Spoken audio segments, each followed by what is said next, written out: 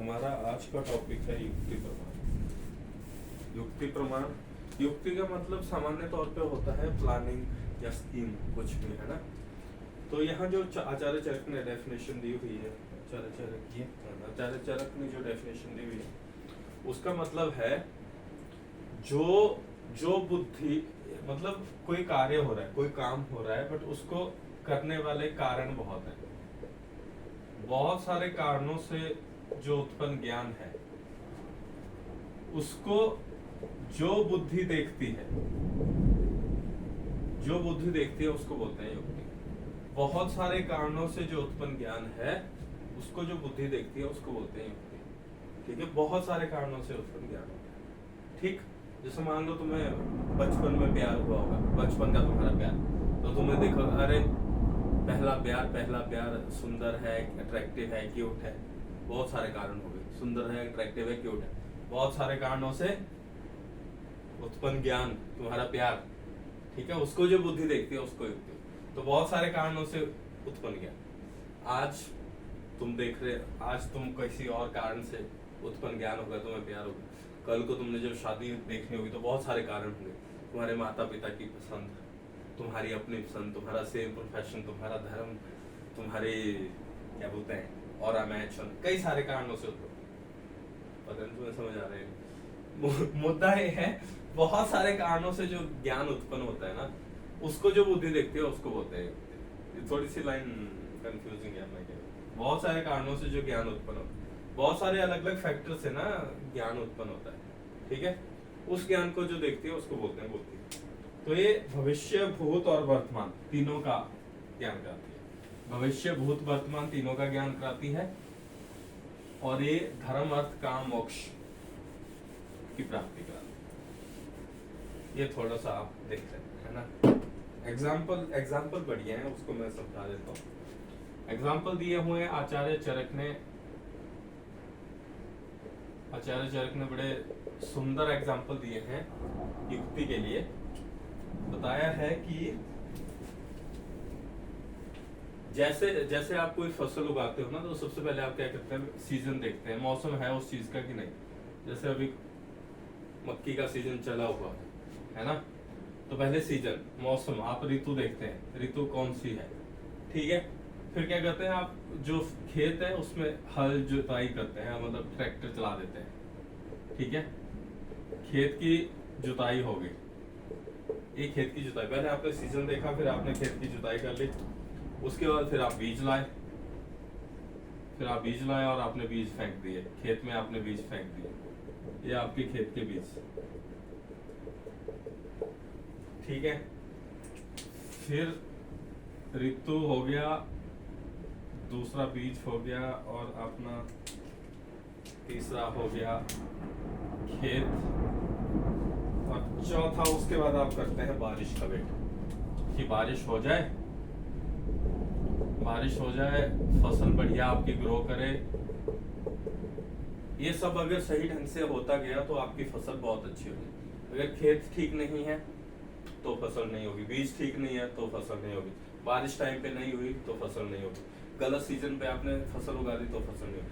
तो एक अच्छी फसल को उगने के लिए ना 4 चीजें चाहिए, ऋतु चाहिए, और बीज चाहिए, और क्षेत्र चाहिए, और अंबु चाहिए। अंबु यहाँ पानी से है, क्षेत्र यहाँ खेत से मतलब है, बीज मतलब बीज, और ऋतु मतलब सीजन, है ना। तो एक अच्छी फसल के लिए ऋतु, बीज, क्षेत्र, अंबु, ये 4 चीजें चाहिए। उसी तरह गर्भ की उत्पत्ति के लिए पंच महाभूत प्लस आत्मा से बना हुआ शरीर चाहिए। ठीक है, पंच महाभूत प्लस आत्मा से जो शरीर बनता है उससे गर्भ की उत्पत्ति हो जाती है। ये आचार्य चरक का कर्म है। ऋतु, बीज, क्षेत्र, अंबु से अच्छी फसल होती है, और पंच महाभूत और आत्मा से गर्भ की उत्पत्ति। ये आचार्य चरक का पॉइंट।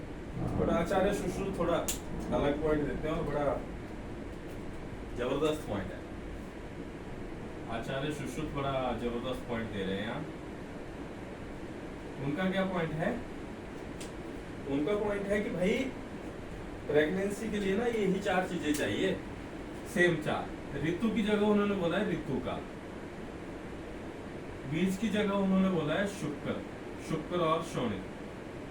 शुक्र और शोणित, बीज और अंबु हो गए शुक्र और शोणित, और क्षेत्र हो गया आपका गर्भाशय। अगर ये चार चीजें अच्छी हैं तो प्रेगनेंसी बढ़िया होगी और गर्भ। और ऋतुकाल मतलब वही हुआ जैसे आज पीरियड खत्म हुए, मान लो आज पीरियड शुरू होते हैं 25 तारीख को, 25, 26, 27 तारीख को पीरियड खत्म होते हैं। 28 तारीख से जो आगे आप गिनेंगे, 12 गिनो, 16 गिनो, जितने भी आपने दिन गिने, वो टाइम ऋतुकाल होता है।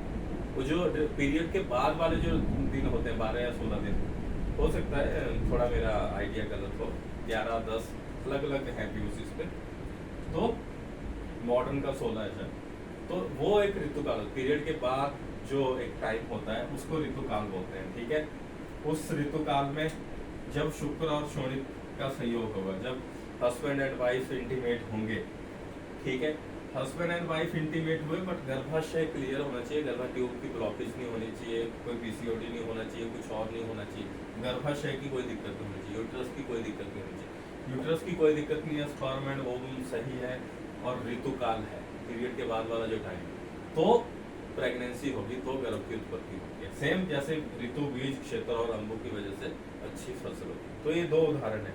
आचार्य चरक ने पंचमहाभूत और आत्मा का दिया है, आचार्य सुश्रुत ने ऋतुकाल, शुक्र, शोणित और गर्भाशय का दिया है। ऋतु, बीज, क्षेत्र, अंबु ये दोनों का दिया है। ठीक है, ये एग्जाम्पल दिए गए हैं, युक्ति के एग्जाम्पल दिए।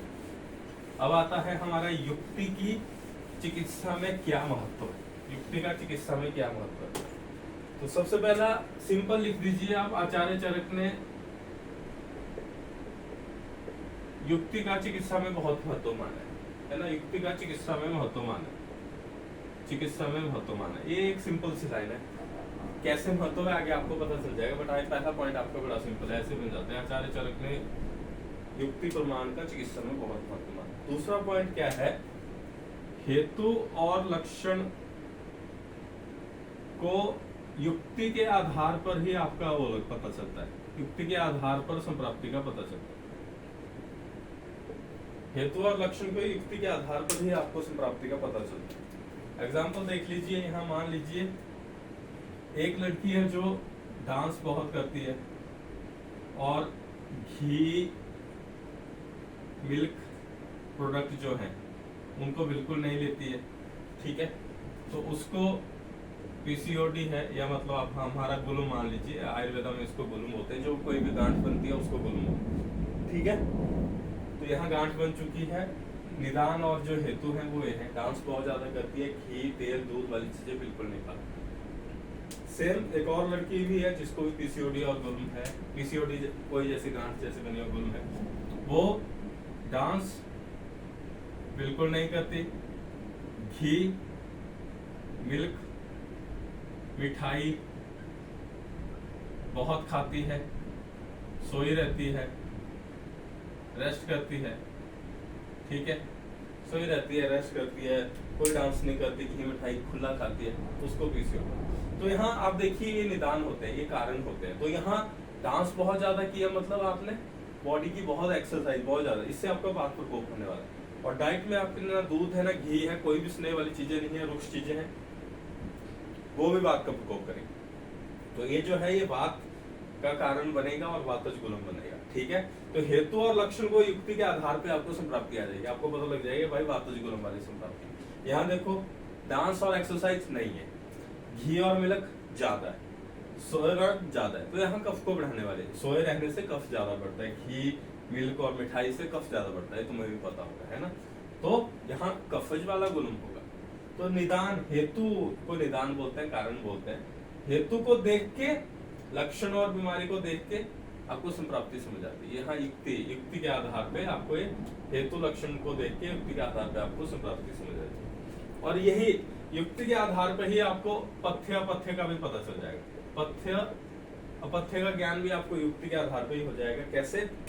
अब देखिए इस पे क्या रहेगा, इसको ये बोला जाएगा कि घी और मिल्क खाइए, डांस आप कीजिए, साथ में अभ्यंग कीजिए। घी और मिल्क खाइए और तेल की मालिश लगाइए, ठीक है, फिर डांस आप कीजिए। यहाँ या इसका हो सकता है डांस आप बंद करा दो कुछ दिन तक, ठीक है। घी और मिल्क खाइए, अभ्यंग कीजिए, यहाँ इसको डांस शुरू कराओ और ये चीजें बंद कराओ, ये चीजें बंद। तो यहाँ पथ्य और अपथ्य इस संप्राप्ति के ऊपर निर्भर करेगा, ठीक है, इनके ऊपर ही निर्भर करेगा। जो चीजें बीमारी बढ़ाने वाली है वो कट की जाएगी, जैसे घी मिल्क प्रोडक्ट है यहाँ बंद किए जाएंगे, सोना बंद किया जाएगा, डांस और फिजिकल एक्टिविटी बढ़ाई जाएगी, यहाँ डांस और फिजिकल एक्टिविटी कम कराई जाएंगी, घी मिल्क वाली चीजें बढ़ाई जाएंगी, तेल की मालिश बढ़ाई जाएगी। बिल्कुल पथ्य और अपथ्य बिल्कुल इस संप्राप्ति का जो आप युक्ति लगाते हैं उसके हिसाब से। तो पथ्य और अपथ्य डिसाइड करने के लिए आपको युक्ति लगानी होती है। युक्ति प्लानिंग होता है और पेशेंट की कोई भी ट्रीटमेंट एक प्लानिंग के अंडर ही आती है। पेशेंट के लिए आप कुछ भी करो ना वो सारा कुछ युक्ति और प्लानिंग में ही आता है, ठीक है। फोर्थ पॉइंट है द्रव्य की जो सिलेक्शन है वो भी युक्ति के आधार पर रहती है। द्रव्य मतलब आप द्रव्य की जो सिलेक्शन है, द्रव्य का जो आप प्रयोग करेंगे उद्देश्य काल व्यय के आधार पर युक्ति के हिसाब से किया जाता है। युक्ति लगा के ही आप देश काल व्यय के आधार पे द्रव्य का प्रयोग करते हैं। अब एग्जांपल समझो, जैसे मान लो मैंने तेल की मालिश बता दी, तेल मालिश मैं बता रहा हूँ, ठीक है। देश तुम साधारण जांघल अनूप छोड़ो, सिंपल मैं तुम्हें 3 कंडीशन बता रहा हूँ, तुम खुद तुम्हें पता लग जाएगा कि कौन सी जगह पे कौन सा तेल यूज होता हो। सबसे पहले मैं बोल रहा हूँ, एक हो गया आपका साउथ का एरिया, दूसरा हो गया आपका राजस्थान वाला एरिया और गुजरात वाला एरिया, तो फिर आ गया आपका हिमाचल, पंजाब, उत्तराखंड वाला एरिया। 3 जगह के अलग अलग लोग हैं और इनको अगर आपने मालिश के लिए तेल सजेस्ट करना है, 3 मेन तरह के तेल अवेलेबल होते हैं। एक हमारा तिल का तेल हो गया, नारियल का तेल हो गया और सरसों का तेल हो गया, ठीक।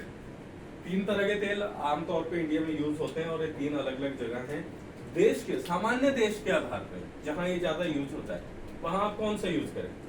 साउथ में देखिए आप नारियल तेल, गुजरात राजस्थान में तिल का तेल और हिमाचल पंजाब यूके में हरियाणा में सरसों का तेल कॉमनली यूज होता है। तो हर देश की अलग अलग वो है और ये अपनी युक्ति लगानी होती है कि कहाँ वो इजीली अवेलेबल है और कहाँ के लोगों को क्या सूट करता है, ये युक्ति के आधार पर, ठीक है।